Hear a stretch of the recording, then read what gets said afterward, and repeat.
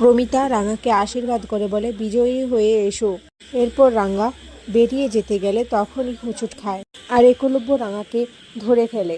প্রমিতা বলে, রাঙা তুই তা কী করে পড়লি? রাঙা বলে, জানি না রে মা, কীভাবে পায়ে পা লেগে আমি পড়ে গেলাম।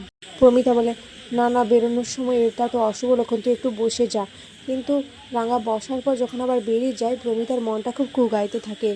পাঞ্চালি বলে, মা অত ভেবো না, কিছু হবে না, দেখো রাঙা ঠিক জিতে ফিরে আসবে। প্রমিতা বলে, তাই যেন হয় পাঞ্চালি, তাই যেন হয়, ঠাকুর ওদের যেন দেখে রাখেন। এদিকে রাঙা আর একলব্য গাড়িতে উঠে গেলে তখনই দুজন লোক ওদের ফলো করে। তারা বলতে থাকে, এখানে কিছু করা যাবে না, এটা ওদের এলাকা, আমাদের সুযোগের অপেক্ষা করতে হবে, আর সেই সুযোগ বুঝে আমরা রাঙাকে শেষ করে দেব। অপরদিকে যেখানে কম্পিটিশন হবে, বৃন্দা সেখানে পৌঁছে যায়। মনে মনে ভাবে, কি ব্যাপার, এখনও রাঙা আসছে না কেন, এত লেট করছে কেন? আর বৃন্দার সাথে থাকা সেই বিস্তিরগুলোকে বৃন্দা দেখতে থাকে আর বলে, প্ল্যান এ কাজ না করলে প্ল্যান বি, এই বিস্তিরই হবে তোর প্রাণভোমরাকে শেষ করে দেওয়ার তীর। এদিকে রাঙা আর একলব্য পৌঁছে যায় কম্পিটিশন যেখানে হচ্ছে। তারই মধ্যে একলব্যকে ফোন করে জানায় যে আহিরির অ্যাক্সিডেন্ট হয়েছে, যেটা শুনে একলব্য চমকে ওঠে। রাঙা এসব কিছু শুনে একলব্যকে বলে, উড়ানবাবু তুই আর এখানে থাকিস না, তুই যা, এক্ষুনি যা, আহিরি দিদির অ্যাক্সিডেন্টও হয়েছে, এখন তুই ওর পাশে দাঁড়া।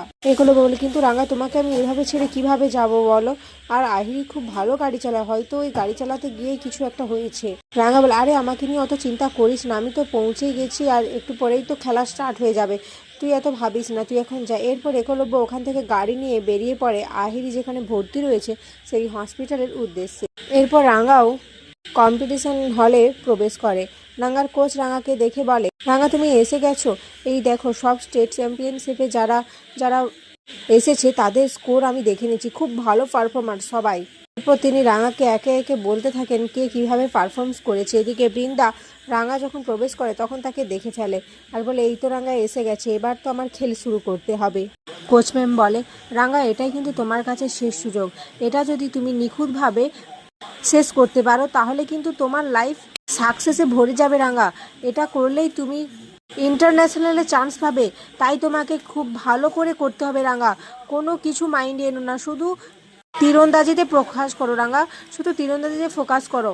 রাঙা বলে, হ্যাঁ কোচ ম্যাম, এটাই তো আমার স্বপ্ন, আমি ঠিক পারবো দেখবি। এদিকে বৃন্দা সেই সুযোগেই রাঙার সাথে সেই বিষ মাখানো তীরগুলো পাল্টে ফেলে। এরপর প্রতিযোগিতা অ্যানাউন্স শুরু হয়ে যায়, 4 জন করে প্রথমে কম্পিটিশান করবে।